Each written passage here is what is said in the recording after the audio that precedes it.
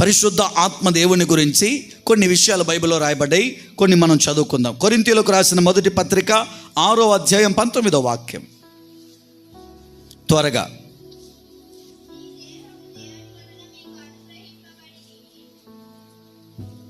ఈ దేహం దేవుని వలన మీకు అనుగ్రహించబడి మీలో ఉన్న పరిశుద్ధ ఆత్మకు ఆలయమై ఉన్నది. నోట్, మన దేహం దేవుని ద్వారా మనకు అనుగ్రహించబడింది. దేనికోసమయ్యా అంటే మనలో ఉండే పరిశుద్ధ ఆత్మయ్య ఉన్న ఆ దేవునికి ఈ దేహం ఆలయంగా ఉండడానికి ప్రభు మనకిచ్చారు. జగత్పునాది వేయబడక మునిపే మనల్ని ఎన్నిక చేసుకున్నారు. పరిశుద్ధ ఆత్మ అయ్యున్న దేవుడు మనలోనికి రావాలని ఈ దేహాన్నే ఆయనకు ఆలయంగా మార్చడానికి మనకిచ్చారు. మరి ఈ దేహం అనే ఈ ఆలయంలో పరిశుద్ధ ఆత్మ అయ్యున్న దేవుడు ఉండాలి. ఉండడానికే నీకు దేహం ఇచ్చాడు దేవుడు. దేనికి ఇచ్చారండి దేహం? ఈ దేహం మనకి ఎందుకు ఇవ్వబడింది? చెప్పండి, ఎందుకు ఇవ్వబడింది? ఎందుకు ఇవ్వబడింది? పరిశుద్ధ ఆత్మ దేవునికి ఆలయముగా ఉండడానికే మనకు ఈ దేహం ఇవ్వబడింది. అయితే మనం ఏం చేస్తామంటే మనకున్న దేహాన్ని బట్టి చాలా ఎగ్జైట్ అయిపోతాం. దేవుడు నాకు మామూలు అందం ఇవ్వలేదు, దేవుడు నాకు మామూలు ఆరోగ్యం ఇవ్వలేదు, దేవుడు నాకు మామూలు ఈ ధన్యత ఇవ్వలేదు అని దీని గురించి తెగ సంబరపడిపోతాం, ఆనందపడతాం. దీని గురించి చాలా కేర్ తీసుకుంటాం. ఈ బాడీ ఎక్కడా కూడా ఇంత కూడా ఇబ్బంది పడకూడదని దీన్ని ఎంత సున్నితంగా జాగ్రత్తగా కాపాడుకుంటామంటే అంత కాపాడుకుంటాం. కానీ అసలైన విషయం ఏమిటయ్యా అంటే ఇది దేవుడు మనకిచ్చింది. మనలో పరిశుద్ధ ఆత్మయ్య ఉన్న దేవుడు నివాసం చేయడానికి ఇచ్చారు. మరి మనకిచ్చినప్పుడు మనం ఆయన మనలో నివాసం ఉండేటట్లుగా నిలబడగలుగుతున్నామా? ఖచ్చితంగా మన దేహంలో పరిశుద్ధ ఆత్మయ్యున్న దేవుడే నిలబడాలి. నిలబడేటట్లుగా మన దేహములు మారునుగాక. ఆమేన్ చెప్పండి, ఆమేన్.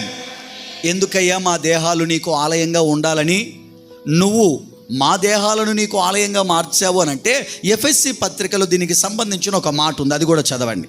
పోయిన వారం చెప్పాను, మరొకసారి చెప్పి ముందుకెళ్తాను.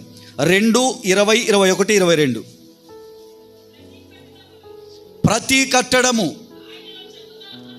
ఆయనలో చక్కగా అమర్చబడి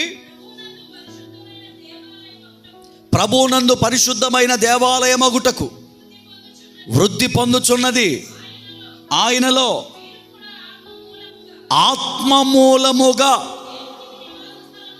దేవునికి నివాస స్థలమై ఉండుటకు కట్టబడుచున్నారు. ఎవరి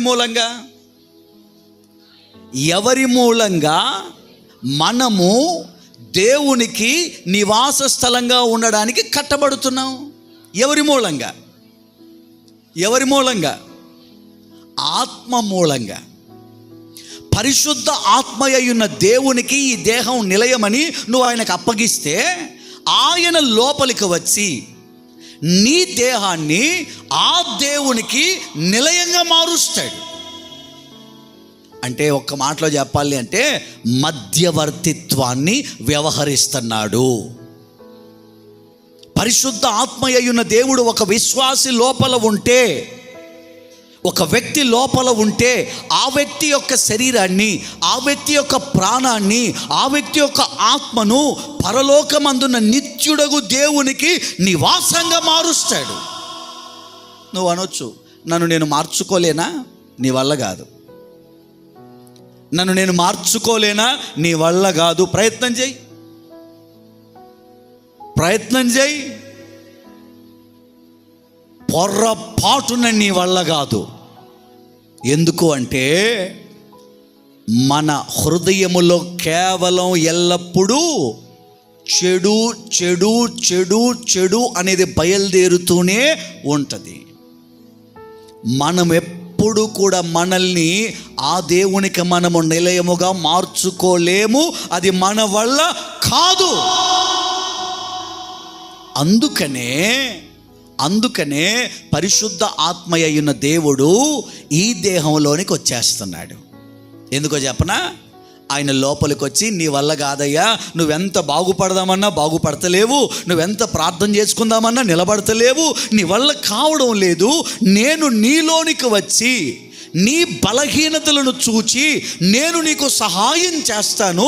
యుక్తముగా ఎలాగో ప్రార్థన చేయాలో నీకు తెలీదు, కరెక్ట్ వేలో ఎలా ఆ దేవుణ్ణి నువ్వు కనుక్కోవాలో నీకు తెలీదు.